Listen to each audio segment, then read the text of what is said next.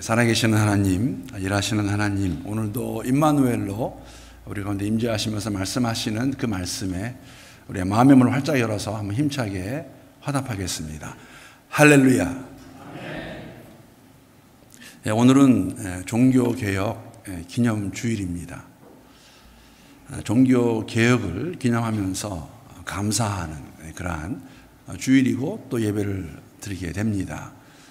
아마 우리들 가운데는, 여러분 가운데는 종교개혁이 무엇인지 잘 모르시는 분도 계실 것 같아서 종교개혁에 대해서 먼저 좀 말씀을 나누기 원합니다. 지금으로부터 505년 전에 1517년 10월 31일 독일에서 마틴 루터라는 신부가, 사제가 당시 자신이 거주하고 있던 비텐베르크라는 그 도시에 캐슬 처치의 정문에다가 95개의 논제 조항을 붙임으로써 시작이 된 것이 종교 개혁입니다. 그 개혁이 시작된 것을 우리가 기념하면서 오늘 함께 예배를 드리고 말씀을 나누는데, 여러분, 사실 마틴 루터는 종교 개혁을 하려고 시작했던 것은 아닙니다. 그때까지만 하더라도 교회는 동방 종교와 로마 카톨릭 두 교회밖에 없었습니다.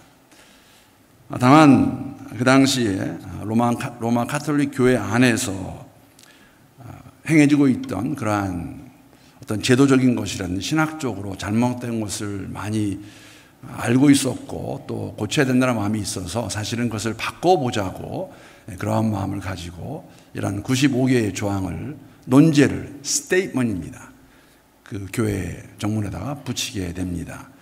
마틴 루터가 처음도 아닙니다. 이전에도 있었습니다. 그런데 제가 이번에 말씀을 준비하면서 우리가 오늘 종교개혁주일로 모이니까 그러면 이 95개의 조항을 한번 다 살펴보자 라고 말하면 여러분들이 놀랄 것 같아요. 어떻게 95개를 다 볼 수가 있느냐. 그래서 처음 6개만 보더라도 당시 상황이 어떠했나를 저희들이 알 수가 있습니다. 그래서 제가 처음 6가지 논제만, 스테이트먼트만 한번 읽어보겠습니다. 첫 번째 거 보게 되면 이렇게 시작합니다. 우리들은 주님이시며 선생이신 그리스도께서 회개하라고 말씀하셨는데 이는 신자들의 전 생애가 참회가 되어야 한다는 것을 의미한다. 두 번째 조항, 이 말씀은 고해성사, 즉 사제들이 집행함으로 시행되는 죄 자복과 사면으로 이해돼서는 안 된다. 물론 로만 카톨릭 교회는 지금도 고해성사가 있습니다. 죄를 지었을 때에 혹시 카톨릭 교회 다녀오신 분들은 아시겠지만 신부에게 가서 자신의 죄를 고합니다. 그러면 신부가 사했다고 말했는데, 용서받았다고 말했는데 그것은 할 수 없다는 것이죠. 세 번째, 그러나 이 말씀은 다만 내적인 회개만을 뜻한 것은 아니다. 그럴 수도 없다. 그 같은 심적 회개가 육체의 여러 가지 정욕을 외적으로 죽이지 못한다면 그런 회개는 무가치한 것이다. 네 번째 조항입니다. 따라서 참된 심적 참회란 사람이 자기 자신을 미워하는 것이니 이것은 우리가 천국에 들어갈 때까지 지속할 것이다. 다섯 번째 조항입니다. 교황은 그가 그 직권 혹은 교회법의 위세로 부과한 형벌 위에는 어떤 벌이든지 용서할 권한도 없고 의지도 없다. 면죄부를 교황의 이름으로 교황이 아니면 교회가 할 수 없습니다. 있을 수 없는 일입니다. 그래서 교회가 그 당시에 그렇게 하고 있었습니다. 마지막 여섯 번째 거 마저 보겠습니다. 교황은 하나님께서 죄를 사하셨다는 것을 선언하거나 혹은 시인하는 이외에는 어떤 죄든지 사할 힘이 없다. 기껏해야 그는 그 자신에게 주어진 사건들만을 사면할 수 있을 뿐이다. 이런 경우에 있어서도 만일 그의 사죄하는 기능이 업신여김을 당하게 될 때 죄책은 확실히 그대로 남아있을 것이다. 교황이 죄를 사하는 능력도 없지만 그러한 권한도 없지만 사실 그의 삶이, 교황 자신의 삶이 모든 사죄의 수장입니다.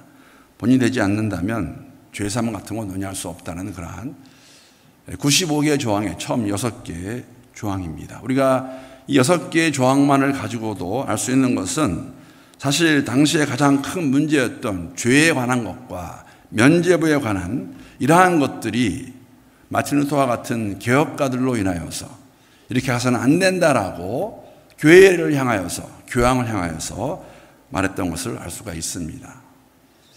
많이 부패해 있었습니다. 15세기에, 16세기의 교회의 모습입니다.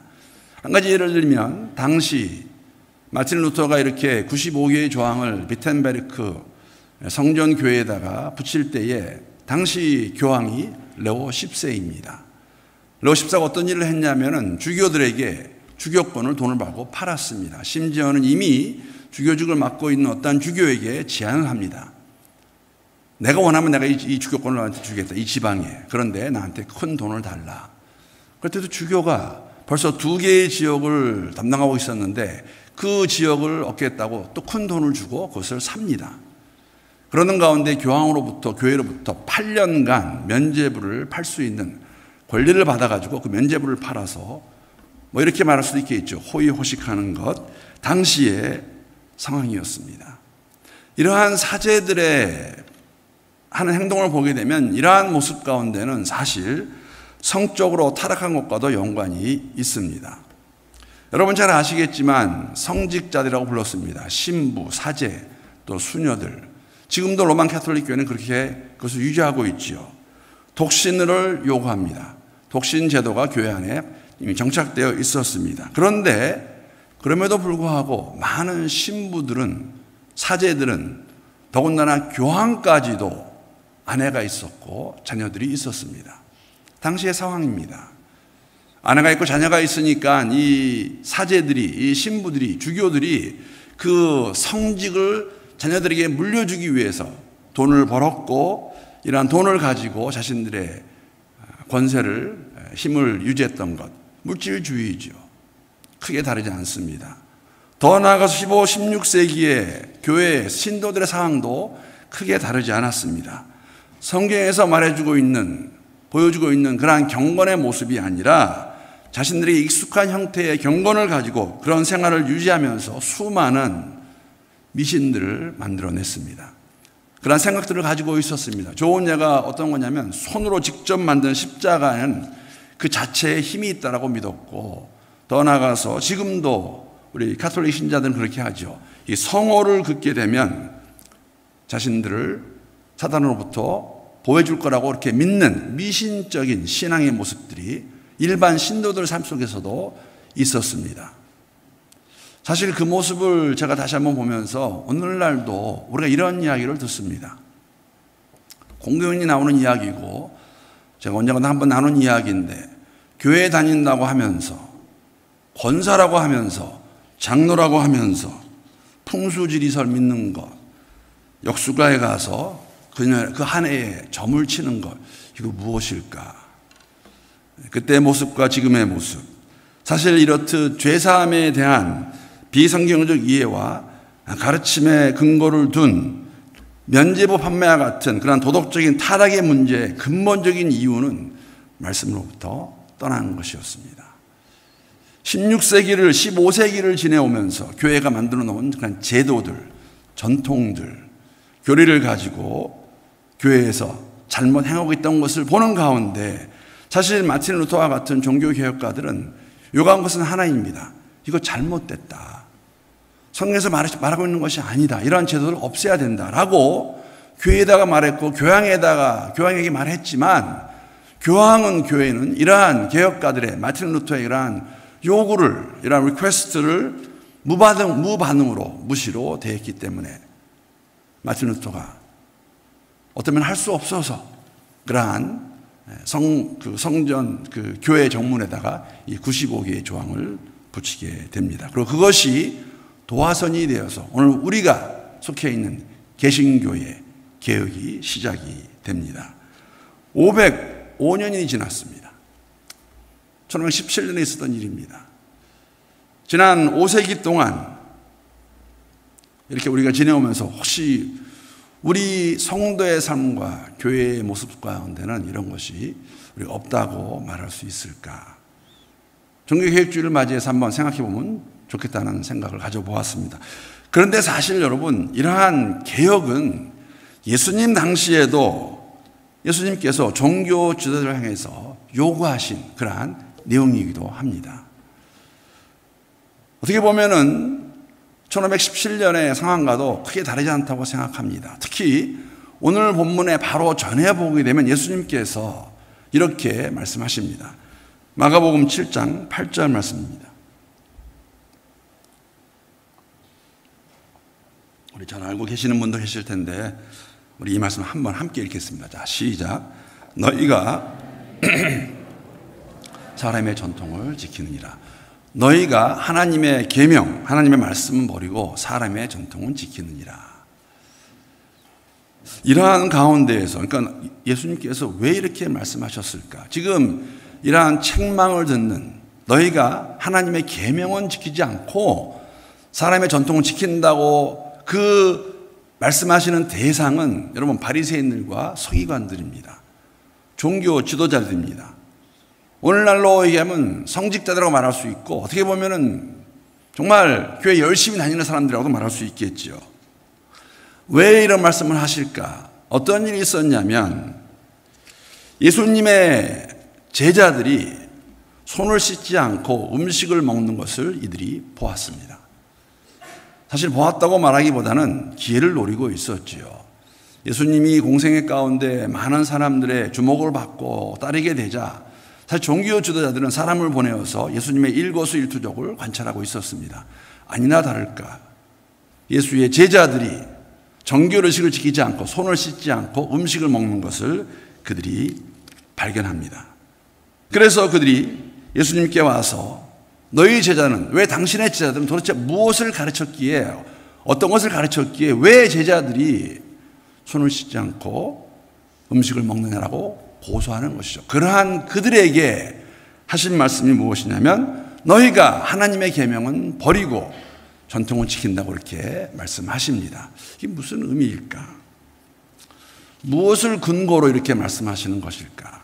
사실 종교 지도자들의 말이 틀리지는 않습니다. 손을 씻지 않은 것이 맞습니다. 그런데 예수님이 그 바로 다음에 나오는, 오늘 본문 바로 전에 나오는 내용을 보게 되면 고르반이라는 제도를 그들이 남용하고 있고 악용하고 있는 것을 찝어서 말씀하시는 것이죠. 누가복음 7장 10절에서 13절까지의 말씀, 제가 한번 세 번역으로 읽어보겠습니다. 모세가 말하기를 내 아버지와 내 어머니를 공경하여라 하고 또 아버지나 어머니를 욕하는 자는 반드시 죽을 것이다 하였다.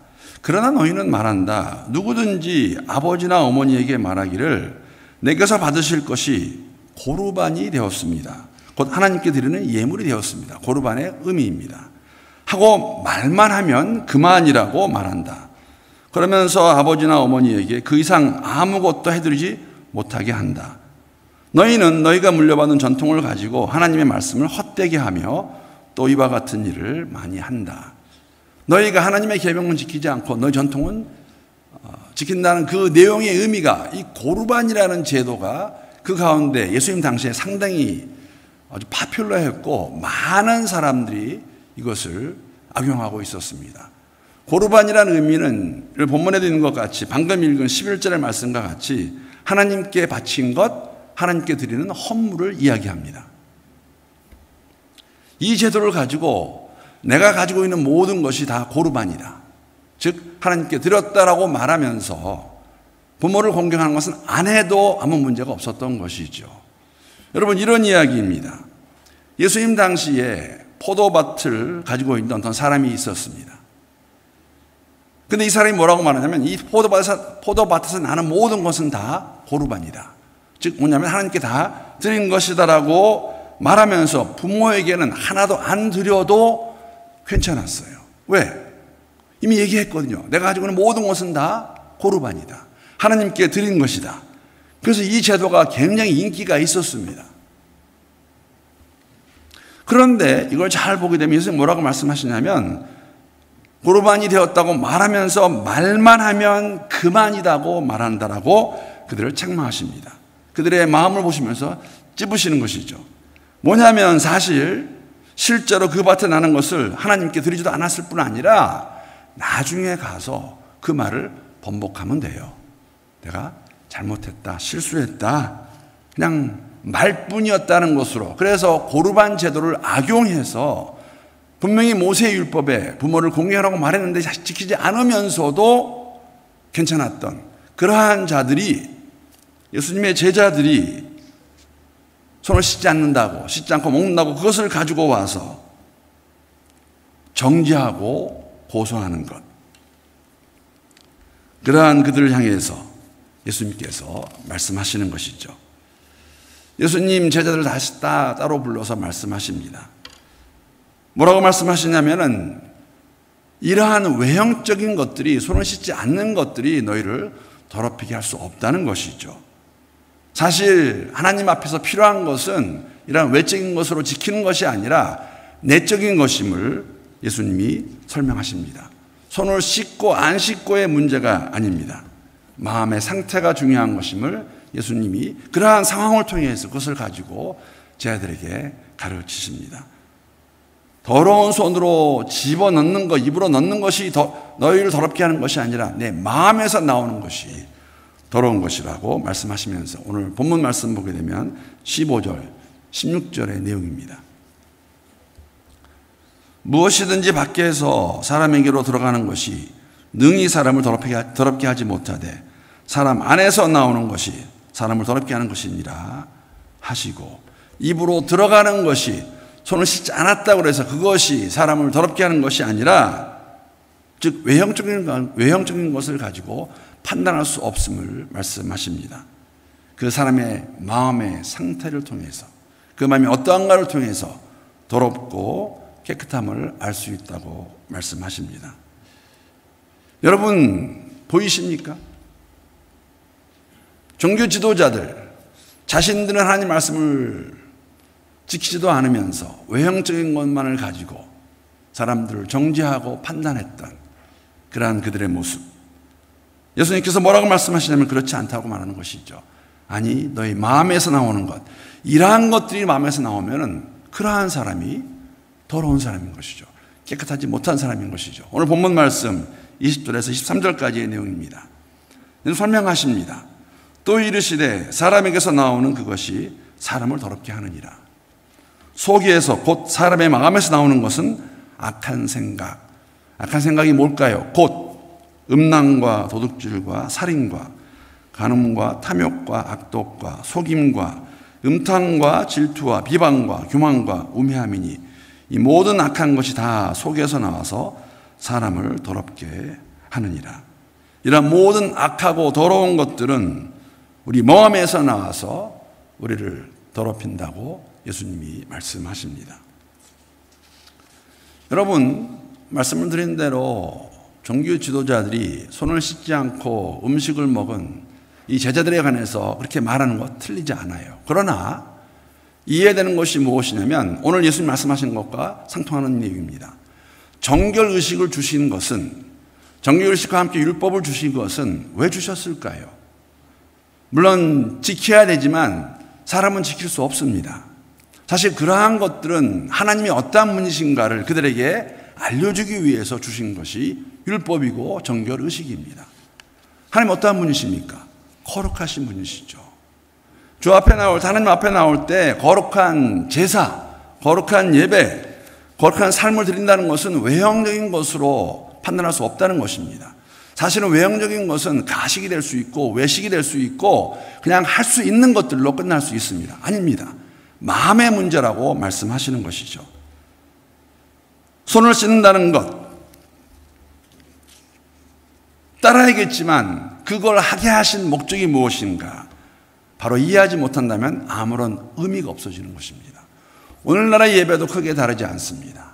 우리가 종교적인 행위도 크게 다르지 않습니다. 물론 여러분 폼이 필요해요. 형식이 필요합니다. 그러나 형식을 가지고 있는 원래의 의미를 잊어버리면 아무 의미가 없어질 수 있는 것이죠. 손을 씻는 것, 왜 씻는가, 무엇을 말씀해 주시는가, 그것을 바로 깨닫지 못하면 그것만을 가지고 말하는 것은 의미가 없음을 저희들에게 말씀해 주십니다. 여러분, 이 부분은 저희들에게 굉장히 큰 도전이 되는 부분입니다. 말씀드린 대로 이렇게 말씀 위에 시작된 예수님 말씀하신 것 같이 베드로에 의해서 교회가 시작돼서 5세기가 지나면서 교회는 변질되어 버렸습니다. 예수님 당시에도 초대교회도 여러분, 사실 우리가 알 수 있는 것은 뭐냐면 좋은 한 예가 있습니다. 사도 베드로의 예입니다. 유대인으로 자란 사도 베드로가 가지고 있던 그 생각, 사도행전 10장을 보게 되면 여러분, 그 하나님께서 사도 베드로와 환상 가운데 대화하시는 내용이 아마 기억하시는 분들이 계실 것 같아요. 기도하기 위해 옥상에 올라가 있는데 환상 가운데 하나님께서 나타나시죠. 그리고 보자기가 하늘에서 내려옵니다. 그 속에는 네 발 달린 온갖 짐승들과 땅에 기어다니는 것들과 공중에 새들이 있는데 베드로가 자세히 보니까 다 부정한 짐승들이에요. 부정하다는 것, 레위기 11장에 기록되어 있는 내용이죠. 하나님 말씀하셨습니다. 이스라엘 백성들에게 이러한 것들은 부정하다. 먹지 마라. 가까이 하지 마라. 이런 것들은 괜찮다. 그러니까 베드로가 보니까 그 안에 보자기 안에 있는 그 짐승들이 다 더러운 것들이에요. 부정한 것들이에요. 근데 하늘에서 소리가 납니다. 베드로야, 먹어라. 베드로가 뭐라고 대답합니까? 먹을 수 없다고 그래요. 다시 하나님 말씀하십니다. 먹어라. 먹을 수 없습니다, 하나님. 3번 반복해서 왜 베드로가 먹지 못했을까요? 율법에 의해서 부정하다라고 정해진 것이기 때문에 먹지 않는 것 맞을 수 있지만, 여러분, 율법을 주신 분이 누구이십니까? 하나님이세요. 하나님이 먹으라고 말씀하시는데 사실 그 말씀보다 율법을 더 귀히 여기는 가운데 갖고 있는 전통과 제도를 가지고 먹을 수 없다고 말한 베드로의 모습, 종교 지도자들 다르지 않았습니다. 물론 베드로의 그런 모습은 변합니다. 성령께서 그 마음을 만져주시고 그 다음에 10장 보게 되면은 고넬료의 집에 가게 되고 이러한 모든 바운더리가 무너진 것을 저희들에게 보여주시는데, 여러분, 종교개혁의 시작도 다르지 않았습니다.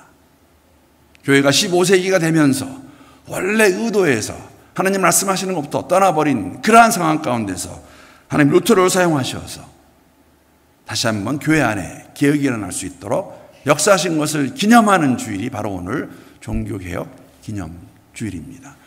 우리에게 주시는 말씀 무엇일까?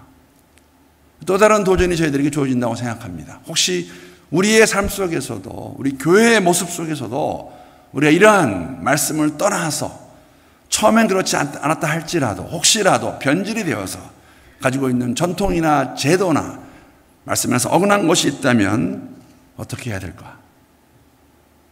사랑하는 성도 여러분, 진정한 개혁은 마음의 변혁입니다. 변혁. 혁은 혁명혁자예요. 아닌 것에 대해서 성령께서 우리의 마음을 만져주실 때 말씀에 근거하여서 아니다라고 말할 때에 우리의 삶 속에서 여러분 성령이 보여주지 않습니까? 누구를 비방하고 누구를 헐뜯고 가십하고 사랑하지 못하는 것, 그거 하지 말아야 되는 것이죠. 교회에 와서 예배 드리는 것, 이러한 모습이 삶으로 연결이 안 된다면 아무 의미가 없을 수 있다는 것입니다. 사도 바울은 로마에 있는 교회에게 그래서 이러한 마음의 변혁에 대해서 이렇게 기록합니다. 12장 2절 말씀 우리 한번 함께 읽어보겠습니다. 잘 아는 내용입니다. 자, 시작. 너희는 이 세대를 본받지 말고 오직 마음을 새롭게 함으로 변화를 받아 하나님의 선하시고 기뻐하시고 온전하신 뜻이 무엇인지 분별하도록 하라. 오늘 우리에게 주신 하나님의 말씀입니다. 2000년 전에 사도 바울이 로마에 있는 교회 성도들에게 주신 말씀으로 끝나는 것이 아니라 오늘을 살아가는 저희들에게 이 세대를 본받지 말고 마음의 변화를 받아. 여러분 다 아시죠? 사실 제가 오늘 아침에 그 뉴스를 보고 왜 또 이런 일이 일어났을까? 한국 이태원에서 할로윈 파티하겠다고 수만 명이 모였다가 압사해서 지금 한 200명이 죽었습니다. 압사해서 할로윈 파티하겠다고. 그 가운데 교회 다니는 형제 자매가 없을까? 대부분 10대, 20대들이래요. 지금 나온 거로 보게 되면. 우리는 우리가 알지 못하는 가운데에서 세상을 너무나 따라가고 있는지도 모르겠습니다.